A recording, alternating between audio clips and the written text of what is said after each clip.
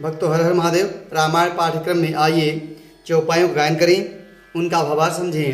पिछले भाग में हमने गाया कि माता जानकी प्रभु श्री रामचंद्र से प्रार्थना करती हैं कि उन्हें भी साथ में वन को लेके जाएं, क्योंकि वह कहती हैं कि आपके बिना अवध भी हमारे लिए जंगल के समान है, नरक के समान है, और आपके बिना जो मेरे सारे सुख हैं, पुत्र पिता बंधु बांधव और सारा ऐश्वर्य, हमारे नरक के समान ही है। आगे क्रम में हम चौपाइयों गायन करें, उनका भावार्थ समझें। आइए। बन देवी बन देव उदारा, करी हई सास ससुर समसारा, कुल किसलय साथरी सुहाई, प्रभु संग मंजू मनोज तुराई। माता कहती हैं उदार हृदय के बंदे भी और वन देवता ही हमारे लिए सास ससुर होंगे, और कुशा और पत्तों की सुंदर साथरी बिछौना ही प्रभु के साथ कामदेव की मनोहर तोष के समान ही होगी।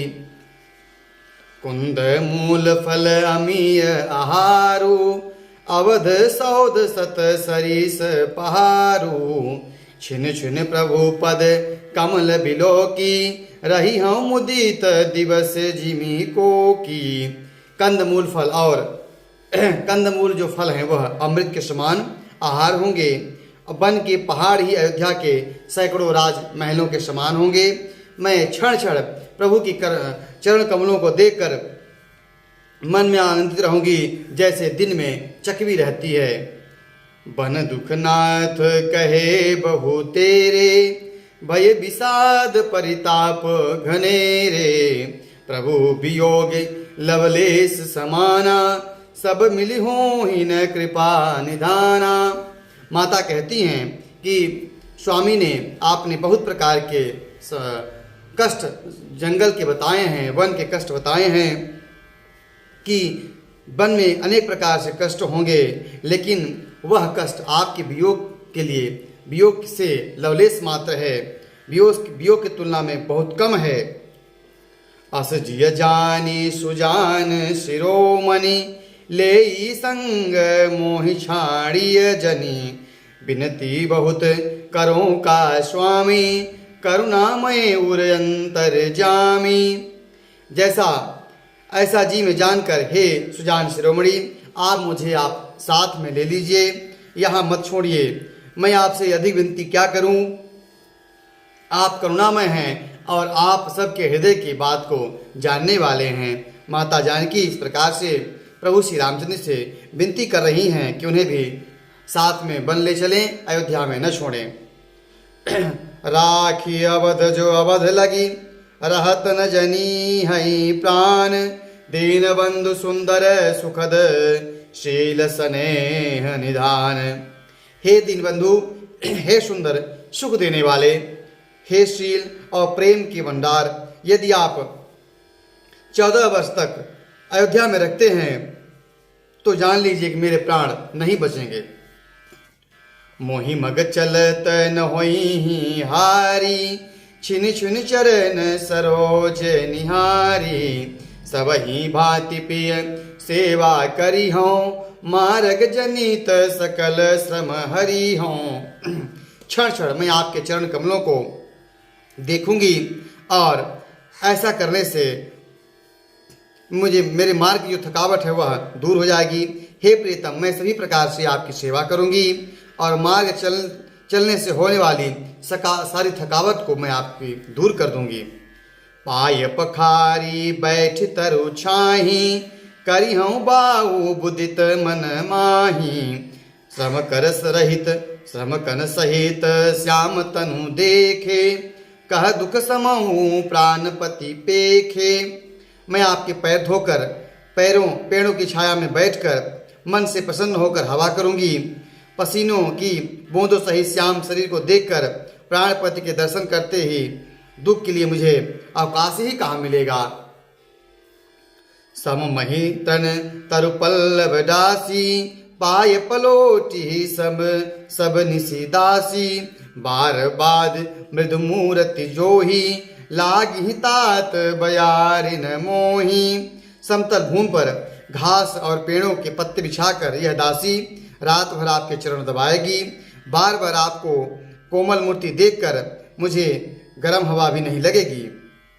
को प्रभु संग मोहि चितव निहारा, सिंह बधुहि जिमि ससक सियारा। मैं सुकुमारी नाथ बन जोगू, तुम ही उचित तप मो कहूँ भोगू। प्रभु के साथ रहते मेरी और आंख उठाकर देखने की हिम्मत कौन कर सकता है। जैसे सिंह की स्त्री को खरगोश और सियार नहीं दे सकते हैं, मैं सुकुमारी हूँ और आप वन के योग्य हैं। आपको तो तपस्या उचित है और मुझे विषय भोग। इस प्रकार से माता जी प्रश्नवाचक सवाल प्रभु से करती हैं कि क्या मेरा शरीर भोग के लिए है और आपका शरीर तप के लिए है, क्योंकि आप भी हमारे समान ही सुकुमार हैं। ऐसे वचन कठोर सुनी जो नहीं दे बिलगान, तो प्रभु विषम वियोग दुख, सही है पावर प्राण।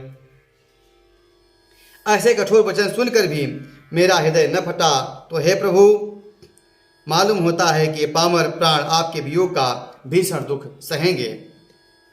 अस कही सीय विकल भई भारी, बचन वियोग न सकी सवारी। देख दशा रघुपति जी जाना, हठ राखे नहीं राखी प्राणा। इस प्रकार माता जानकी अपनी जो विनती प्रभु से करती हैं और कहते कहते वह अधीर हो जाती हैं, विह्वल हो जाती हैं और अपनी बातों को वह संभाल नहीं पाई। तब प्रभु श्री रामचंद्र जी ने देखा, और क्योंकि प्रभु श्री रामचंद्र जी अंतर्यामी हैं, उन्होंने अंतर से प्रभु ने माता जानकी की स्थिति को देख लिया और समझ लिया कि यदि हम इनको जबरदस्ती अयोध्या में रखते हैं तो यह अपने प्राण का त्याग कर देंगी। तब प्रभु श्री रामचंद्र जी ने कहा, कहे ओ कृपाल भानुकुल नाथा, परिहरि सोच चलहूँ बन साथा। नहीं विषाद कर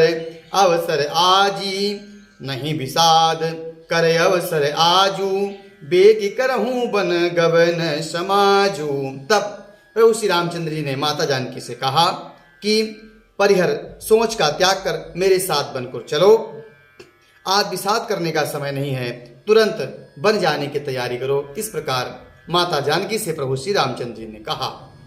कह प्रिय बचन प्रिया समूझाई, लगे मातु पद आशीष पाई।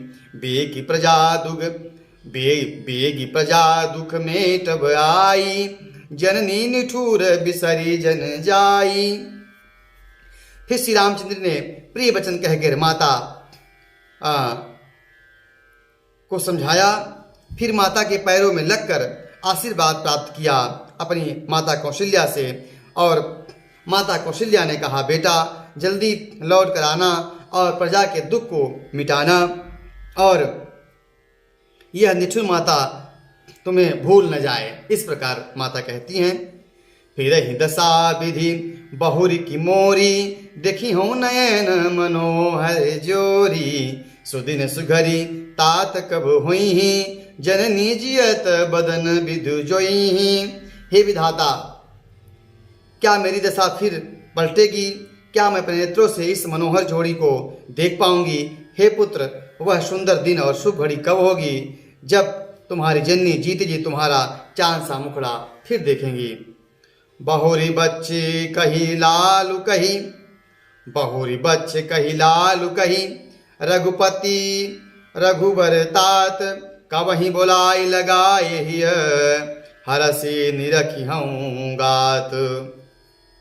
हे तात, वत्स कहकर, लाल कहकर, रघुपति कहकर, रघुवर कहकर मैं फिर कब तुम्हें बुलाकर अपने हृदय से लगाऊंगी और हर्षित होकर तुम्हारे अंगों को देखूंगी। इस प्रकार करुण प्रश्न माता कौशल्या प्रभु श्री रामचंद्र से कहती हैं।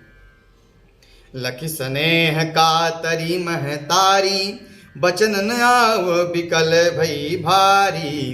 राम प्रबोधि कीन विधि नाना, समोशने हूँ न जाई बखाना।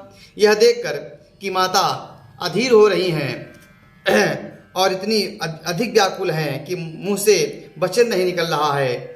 तब श्री रामचंद्र जी ने माता को अनेक प्रकार से समझाया और वह समय और स्नेह, उस समय के स्नेह का वर्णन तुलसीदास जी बाबा कह रहे हैं कि नहीं किया जा सकता है। तब जानकी सासु पग लागी, सुनिय माय मैं परम अभागी, सेवा समय देय बनु दीन्हा, मोर मनोरथो सफल न कीन्हा। इसके बाद माता जानकी माता कौशल्या के चरणों में जाकर दंडवत करती हैं और कहती हैं कि हे माता, मैं तो परम भागिनी हूँ। जब मुझे सास ससुर की सेवा का समय आया तब विधाता ने मुझे वन में भेज दिया, जंगल का राज दे दिया और मेरे मनोरथ जो है वह सफल नहीं हुए। तजब छोड़ जन छाड़िय छोहु, करम कठिन कसु दोषु न मोहू, सुन सिय बचन सासु अकुलानी, दशा कवन विधि कहो बखानी। आप क्षोभ का त्याग कर दें, परंतु कृपा मत छोड़िएगा। कर्म की गति कठिन है, मुझे भी कुछ दोष नहीं है। सीता जी के वचन सुनकर सास व्याकुल उठी और उस दशा का वर्णन कौन कर सकता है। बारही बारी लायुर लीनी, धरि धीरज सिख आशीष दीनी, अचल हो अहि बात तुम्हारा, जब लगी गंग जमुन जल धारा। उन्होंने सीता जी को बार बार अपने हृदय से लगाया और धीरज रखकर शिक्षा दी, आशीर्वाद दिया और कहा कि जब तक गंगा जी और यमुना जी में जल है तब तक तुम्हारा जो सौभाग्य है वह अखंड रहे। इस प्रकार माता कौशल्या ने माता जानकी को आशीर्वाद दिया। सीतहि सासु शीस सिख, दीन्हि अनेक प्रकार, चली नाय पद पदुम सिर, अतिहित बारही बार। सीता जी को सास ने अनेक प्रकार से आशीर्वाद दिया, शिक्षाएं दी और बड़े प्रेम से बार बार माता जानकी ने माता कौशल्या के चरणों में मस्तक नवाया और फिर चली। आज की कथा यहीं तक। अगले भाग में प्रभु के वनवास का समाचार लक्ष्मण कुमार पा जाते हैं और वो भी व्याकुल हो जाते हैं और उनकी दशा कैसी होती है वो प्रभु श्री रामचंद्र से बन जाने के लिए प्रार्थना करते हैं। उसको हम अगले अगले भाग में गाएंगे। कथा अच्छी लग रही हो तो YouTube चैनल को सब्सक्राइब करें, शेयर करें। हर हर महादेव।